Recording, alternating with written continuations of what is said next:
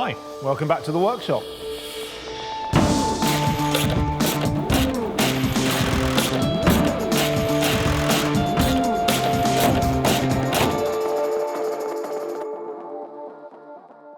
Now you may remember that last week I accepted the challenge of trying to get my mate John's Range Rover through an M.O.T. Now obviously before I can do that I need to get it to run. I've done a number of checks and now the next thing I need to try and work out is why the fuel pump doesn't seem to be working. So maybe what I'll do, I'll just have a quick check to make sure things like fuses and stuff aren't blown or missing or anything. Right, so let's have a look. So our fuse box is right here.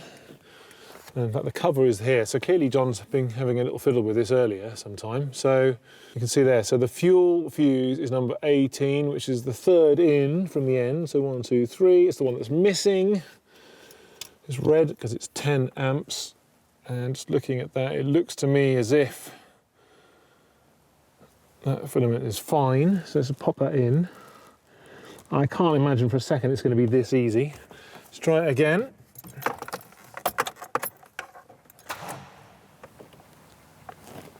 Still pretty sure I can't hear anything. I might just crack off the hose in the engine bay just to make sure there isn't anything coming out. Right, so I've got a screwdriver. My cunning plan is just to undo this Jubilee clip at the top here of this hose. Now this hose is connected to the high pressure fuel line and it's going to basically a sensor. It's like a fuel pressure sensor. So what I'm hoping is if I can crack this off, what'll happen is the fuel will try to escape if it's actually coming out at all. Oops. There we go. So now, theoretically, we should see some fuel come out of there if there is a fuel pump. So I'm just going to crank it over again, see what happens.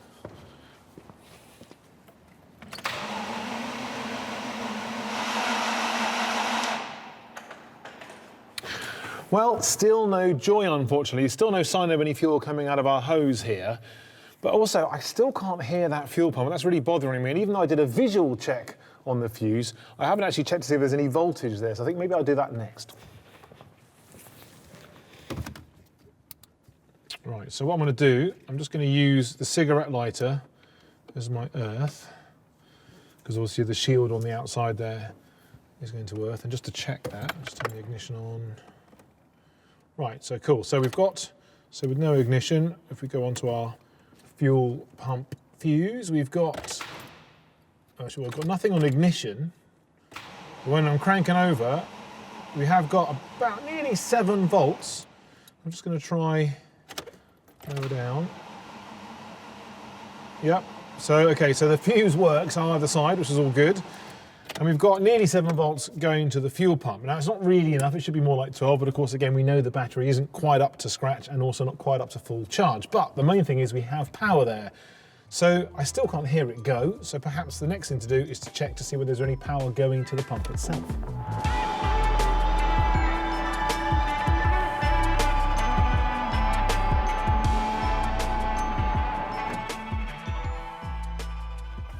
Now, to be able to check the power getting to the fuel pump, I need to find the fuel pump. Now, first up, you can see there's a little sort of cylinder on the side of the tank here. Now, obviously, that looks a little bit like a fuel pump, but actually, it's a fuel filter. You can see the fuel line going in and out, and there are no wires attached to that. And you can see that this fuel line here actually goes in sort of over on the other side. If I just check on this side, right, yes, I can now see that fuel line coming all the way around and going in sort of to the front edge, or not, just on the top edge of that tank.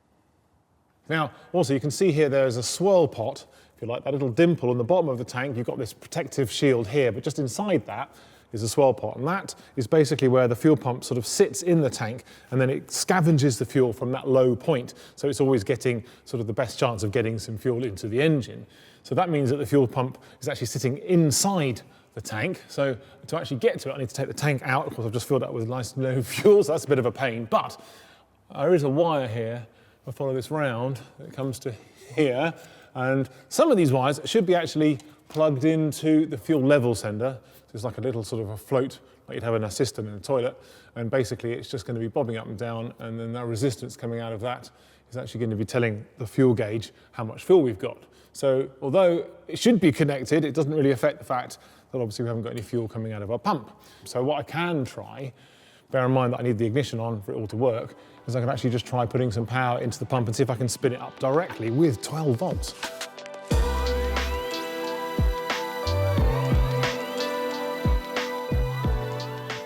Now obviously I'm going to have to add reconnecting the fuel sender to the list, but in the meantime, if I just disconnect this fuel pump connector, now if I connect up and earth in 12 volts into that, theoretically, I definitely then will know for sure that the pump has got some power, and then hopefully if I tap it while it's going, it might actually spin up, might be able to coax it into life, so we'll see what happens.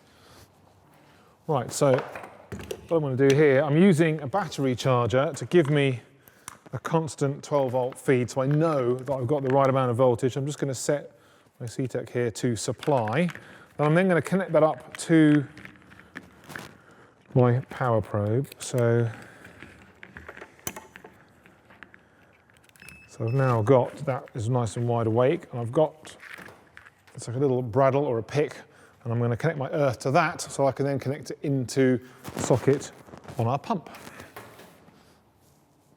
So I've got my CTEC battery charger on supply, so I'm getting a definite, like a fully charged battery's worth of voltage. I'm just going to put this little pick or bradawl up into the terminal, connect the earth to that side, and then do the same thing with my probe on the other side. So I've got continuity there, which means because of the coil, it's basically measuring that continuity, that resistance. It's quite low resistance because it's a motor. So if I now do that and then push the little button up, I'm now sending 12 volts to that. So theoretically, if it was going to spin, it would do it now. It's actually quite difficult with that beat. What I might do, I might just do this directly to the battery charger so that I can see if I've actually got some power while there's no noise going on. So I'm just going to undo that, and then, so I'm still on supply. Now, so again, I'll connect that into there like so. So I've now got 12 volts going to the pump again. Still can't hear anything, but I'm now going to try and tap it with a hammer, just in case it kind of wakes it up. And obviously I can't get to the pump, but I can get to near where the pump is.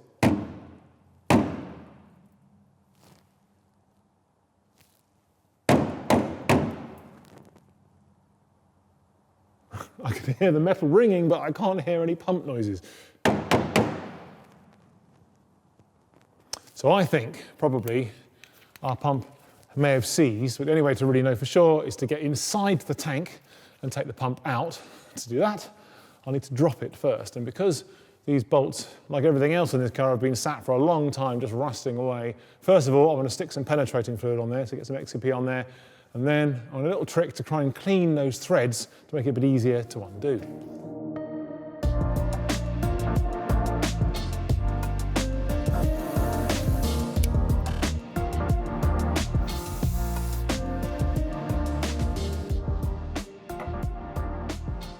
Right, well, the XCP is doing its magic for a while now.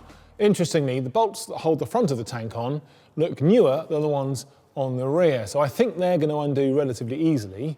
But if you look at the ones on the back here, you can see they are quite corroded. Now I think it's actually a bolt and a nut rather than sort of some kind of captive stud. And there's a lot of mud up here, but I think I can feel a head. So I should be able to get a spanner on that. So theoretically, I could just shear them off and then replace them. But it's an interesting point that when a stud is looking this rusty, rather than just undoing it, which of course you could do, it might actually pay sometimes to kind of clear the thread a little bit first. And by cleaning that thread, it's going to make it much easier and it's hopefully going to stop the nut sort of seizing halfway down. And there's a couple of ways of doing that. Right, so if you can imagine this is our rusty bolt with our rusty threads that needs to be cleaned. Now the first thing to do, if you happen to have a tap and die set, very simple, and nowadays you can get them, or get cheap ones relatively reasonably, you get the die for the right size, and you can see that it's a special tool that's designed for cutting thread out of a solid rod. So obviously it's quite sharp, and it's exactly the right, precise sort of precision bit of engineering to actually cut the thread. It's also got a little tapered opening, if you like, to help get onto that rod, which is ideal for getting onto your slightly rusty sort of stud, if you like. So you basically have to be very careful as you ease it on, and of course then you can open it and close it, and if it's a good quality die, you'll actually have a slot in there so you can wind in the sort of nut on the outside, and that'll open or close the thread to make it a tighter sort of cut. So that's the first thing, but obviously as you can see, if you've got one of these sort of holders, it's going to be very difficult to use that in that confined space. So the next thing to have a look at is a rethreading tool, a rethreading kit. Now with a kit like this, you have all kinds of different thread sizes you can use, but also you often have these rethreading files. Now if you actually look at, if I can find the right pitch, so you have different pitches on each face and at either end, and then this is the pitch I need for this particular stud, and you can actually see, if you look closely, you've got cleaning slots going horizontally and cutting teeth going vertically. So you can actually use it to clean your threads out quite nicely. So you can see that you can just clean your threads much the same way you could with the die, but you can get into much more difficult spaces. Right, the next thing, if that doesn't work, you have these special rethreading nuts. Now again with the nut, you can see it's much like the die, you've got these sort of threaded parts inside there, but also got these little slots, and again, that's where the rust or the dirt or whatever that's in the way on the thread is going to get sort of sent out. So again, you can pop that on and you wind it in position and again, and clean your thread. Now, if you haven't got either of those things and you're still a bit stuck, you could just use a standard nut, or in this case, actually, a little nylock. So it's got the nylon on there, it doesn't really matter. What I can then do is I'm just going to pop that into either a pair of moles, in this case, you could just do a vise if you happen to have one close to hand.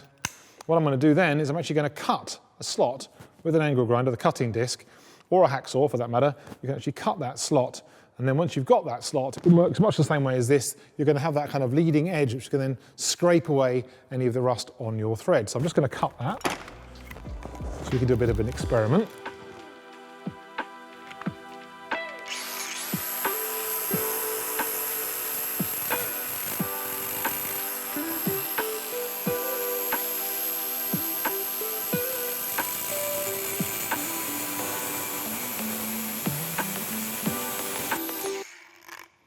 So I've just got like a little tiny cut in the thread there. And now, just to show that it works, I'm just going to pop it off and give it a go.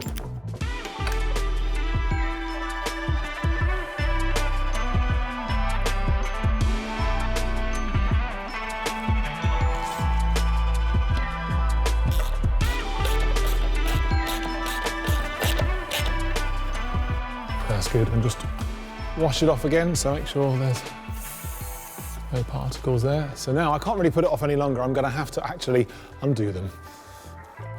I'm going to use an impact driver just to give me a really fighting chance. Oh, that's definitely worked. Oh, okay. So there's a lot of stuff coming out of here, but that side's off, and of course now, thankfully, the tank is just resting on the tow bar, so it might be the case that I have to, I'm not going to ease it out, otherwise it's actually doing me a favour right now.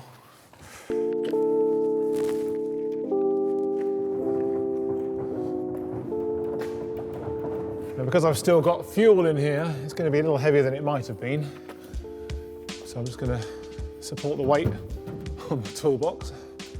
Wonderful.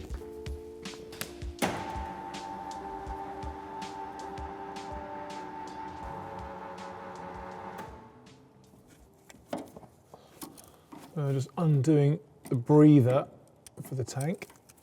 This is mainly used when you're filling up, it lets the air escape as you're replacing that volume with fuel. There's quite a lot of mud down here. Well, the last thing I'm trying to disconnect here is the fuel filler. And I think it's a big old pipe, but that Jubilee clip has definitely seen better days.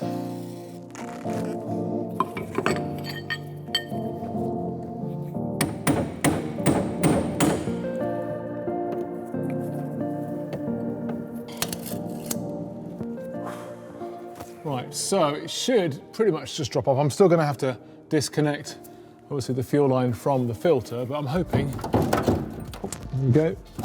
Oh, there we are. Right, so we have landed. So now if I lift the car up, take a go with it, and hopefully I'll get enough room just to get to the pipe to disconnect it from the filter.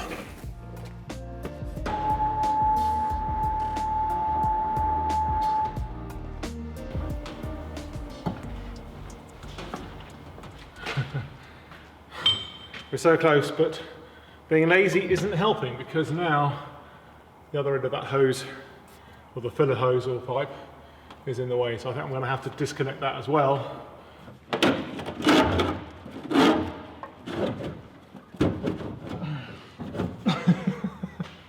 Well, it's definitely fighting me, that's for sure.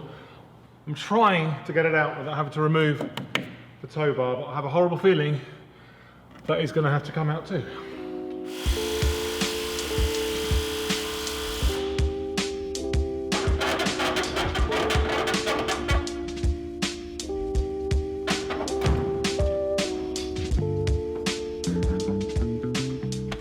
Done.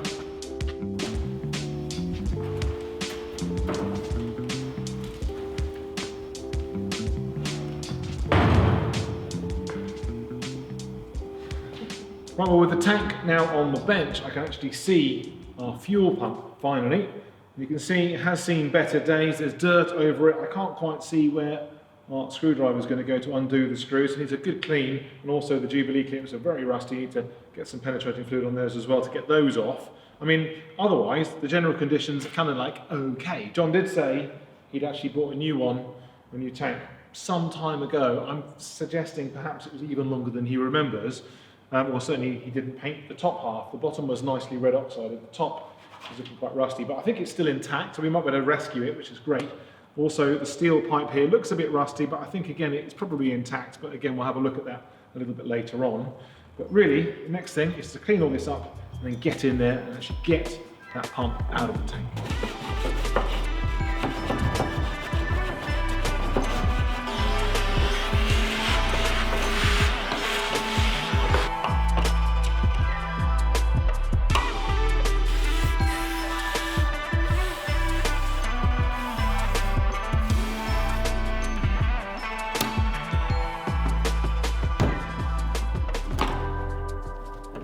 So this fuel line is fighting me a little bit. Again, as always, just get the pick in there and relieve as much as you can. Hopefully, it should. I've got a bit more leverage here anyway.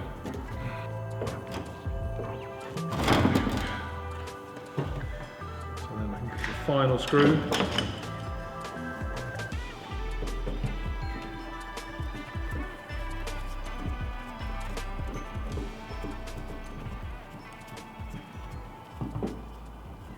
Finally get to see the state of our fuel pump. Oh my word, it's looking quite corroded in places. So you can see the aluminium bit is fine. All the steel stuff has got very rusty, so there's obviously been lots of moisture in the tank, as we suspected before. You can see this is the little sort of filter, almost like a little bag, and that's where the fuel goes in, and that stops any sort of rust that's already in the tank going into, like the first stage, if you like, going into the fuel here. And obviously the filter on the outside is what then filters that further before it goes to the engine and the injectors. Now, what would be great is just to see if it could be made to work with a bit of a tap, perhaps, but obviously if the outside steel bits are rusty, chances are if there's any steel inside the pump, that might also be in the same sort of state. But we'll take it away from this big volume of explosive gas and put it over there and just try and give it a go.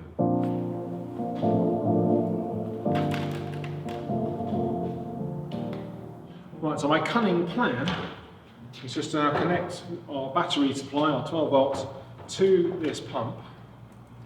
I'm kind of hoping, I'm pretty sure nothing's going to happen, but we just thought to give it a go.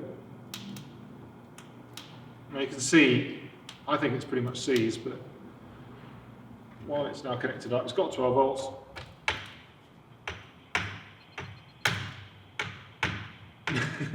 Now I'm hoping just tapping it might be enough to spin it around.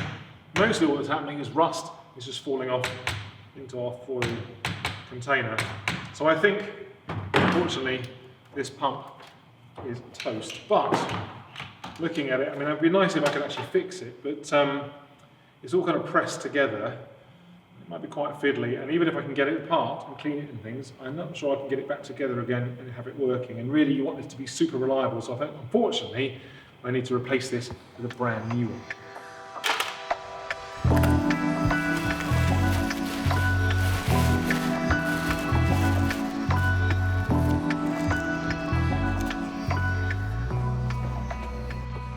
So we've got a brand new fuel pump, but unfortunately the tank is still in a bit of a state, and through the fuel pump hole I can actually see the sort of the rod and the float for the fuel gauge, and that's looking quite corroded. I can see a couple of baffles, and they're also looking a little bit corroded. But I really want to know whether our Range Rover is going to go, and whether this problem at least has been solved. I'm going to pop this into the tank and then just move the tank nearer the vehicle, plumb it in, and also connect it up with the wiring and just see if it actually works.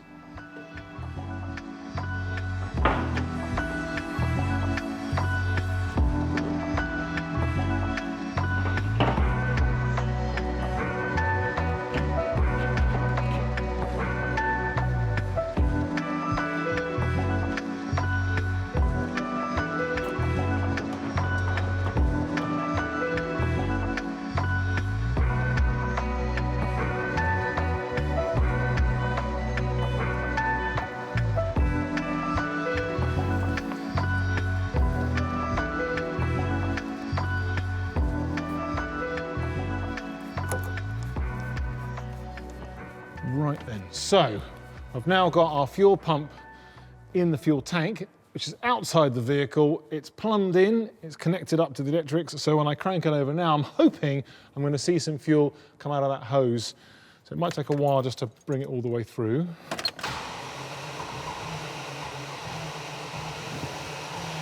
Oh, there we go, fantastic. So, oh my word, right, brilliant. I'm just going to reconnect that hose. Now we know we have fuel, it's wonderful. Obviously it's under pressure, so it's good to have a proper seal on it. Okay, let's go again. Oh, here we go, this is the big one.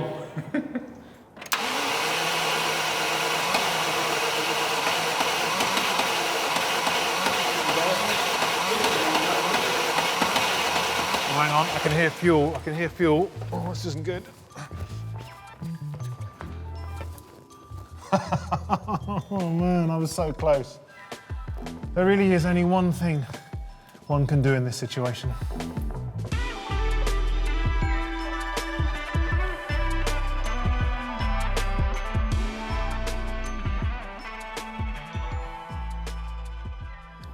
Well, while I have a cup, I thought I'd answer some of your questions. Now, the first one is from Trevor Clutterbuck. Hi Ed, I know this is a long shot, but I brought a new T5, which my mum helped me to get and was hoping to get finished before she passed away. But unfortunately, she now only has days left, and I would like to get my van done so I can take my mum's ashes in the van. I need an engine swap and a few other bits. Just wondering if you could point me in the right direction. Well, Trevor, really sorry to hear about your mum, but I do think we might be able to help you out, because I've got a friend called Dan who's got a mate with a T5 project that he's no longer working on. He's got a spare engine that he has actually got up for sale, and it might be just what you need for your van. Only thing is, there are a few checks we need to make before we can actually go for that deal. Basically, you need to make sure that the years are pretty close. You need to make sure that the engine spec is identical, ideally, because I'll tell you a story about this particular one. I once kind of had to swap the body of the van on this particular van, and so I kept all the running gear but actually swapped out the body, and my original van was kind of like a lower base model spec, whereas this van has actually got a bit more luxury attached to it. So mechanically all of the parts fitted, it was very easy to swap over, but unfortunately even though they were 1 year out, the wiring was an absolute nightmare. There were loads of wires all the same colour but going to different parts of that wiring circuit, so it took a long time to get it all to work. But now I've got electric windows and air conditioning, so it was worth the effort. So definitely we can hook you up with Dan and his mate and just see if we can get some kind of deal going there for you, but obviously make sure you do all your checks first. Now, while we're actually in front of the van, another question we've had in from Dave. Now, Dave, so I don't know if you're going to see this, but knowing you love VWs, I wish you could help with mine. He's got a 2003 Beetle. The brakes have got me beat, apparently. he's been told that the ABS system needs bleeding with the VCDS, which is the software from Volkswagen themselves, and he can't afford that. It's his pride and joy, and he's stuck. Well, actually, I had a very similar problem with this van. The ABS brain just basically stopped working. It was very, very corroded. I took it apart to see if I could fix any parts on it, and really, it just needed to be replaced. But before I actually got the new one, I very foolishly, in a fit of tidiness, threw away the old one before I'd taken the code off the ABS brain itself. Now that meant I had to go to Volkswagen. I couldn't just use a proprietary bit of hardware to actually fix the problem. And of course, as part of the bleeding system, it actually goes through a special sequence, which only happens on the VCDS system.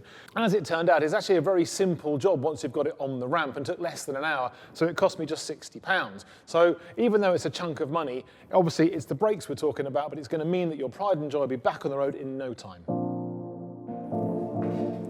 A couple of years ago, I met self-confessed superfan Howard and his lovely wife Mari when they came all the way to Vegas to visit me while I was at the SEMA show. Now, he was telling me all about his fantastic Beetle project, and he's now got heavily involved in the bodywork and has a question. Hey Ed, it's your friend Howard from across the pond. The current project is a 1968 convertible Beetle. So far, the only problem I'm seeing at the moment is that when the measurements are correct with the old one, as you can see, the holes in there are off center a little bit. Then we've got this little bit of meat out here on the outside edge, and it's the same over here. I think I can wallow those holes out a bit and make them, align them more straight up and down. But the other problem, which I'm not sure at the moment what I'm going to do about, is this gap under here. Because it seems to me that this nap pad is not deep enough to go down and sit flush where it's supposed to on this bottom plate. So my question is going to be, are they going to come up and sandwich and be slightly up like a couple of wings on both sides? Or is there something else I can do up here in this area to get it to lay down a little further? And I thought, since you were a fellow air-cooled VW enthusiast, and with all the experience you've had with them, that you could help me with my question for today. Well, Howard, it's great that you're being brave enough to get so involved in your bug. Now, the thing is, there are a couple of things you need to worry about. Essentially, the main thing is just measure and remeasure a number of times and only weld the once and not have to cut all kinds of stuff out, because that will be a real pain. Now, there are two things I guess you need to be thinking about at the same time. So once you've finished all your welding and stuff, and I would definitely just tack it all in place at first, and then make sure, actually offer it up to the body again, just to make sure that the profile of your tunnel and your new frame head actually then match the underside of the bug body. The other thing I want to think about is actually a bit more important perhaps, because it's all about the steering geometry. Now, I know this is a beach buggy rather than a Beetle, and of course it's not even all there, but it should give you a good idea. Now, the main thing I'm worried about is when you're doing kind of the work on the sort of the front here, obviously you could get it at maybe half a mil, quarter of a mil out, or I suppose a fraction of an inch, should we say, because I'm basically doing it in America. But when that's going on, of course, a little error here can be a much bigger error on the outside of the vehicle. And the reason that matters is when you think the front beam is going to be bolted onto the bit that you're now welding up, and obviously if it's slightly out, it could mean that then the front axle actually becomes slightly skew-if. So it's going to be either too long or too short a distance from the back axle. It's absolutely critical that you find a way of, first of all, measuring the distance from the front axle to the rear on both sides, make sure that they are the same. Also measure it across diagonally on both ways as well, so you know it's all square. And it doesn't really matter whether you use the beam or some tubes to represent the beam, but as long as you can find a way to kind of lock it all in position before you start welding up, then that way you will avoid your car sort of crabbing down the road. Because even though, of course, you can steer to go straight again, it would be much better if it went dead straight rather than slightly sideways. Now, interestingly, even if you get those distances exactly the same on both sides and diagonally, it doesn't actually matter if it's slightly longer or slightly shorter. I mean, we're talking sort of millimetres again, or thou again, because obviously when you think about a beach buggy, they're radically shortened often, and of course they're fine as long as they're all square. So the thing about it is, as long as you're not crabbing, it's all good. But I think obviously, ideally, again, just do it again and again, keep nibbling bits away, and then don't be worried about cutting into brand new panels, because ultimately when they come out of the factory, especially if they're pattern parts, they might be ever so slightly squiffy, they might need a bit of work anyway. So really just go to town on it, but just try and give yourself as much reference point as you can before you actually commit to the weld. Good luck, and let us know how you get on.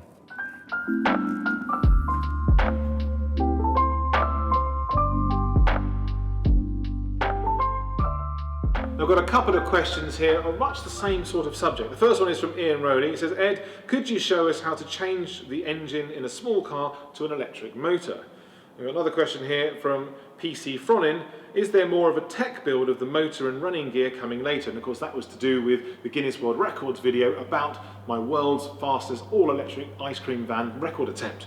We've actually had loads of questions on this subject. You guys want to know exactly what I did and all the technical detail, so we're going to give you the whole story from start to finish. But first, it's bedtime.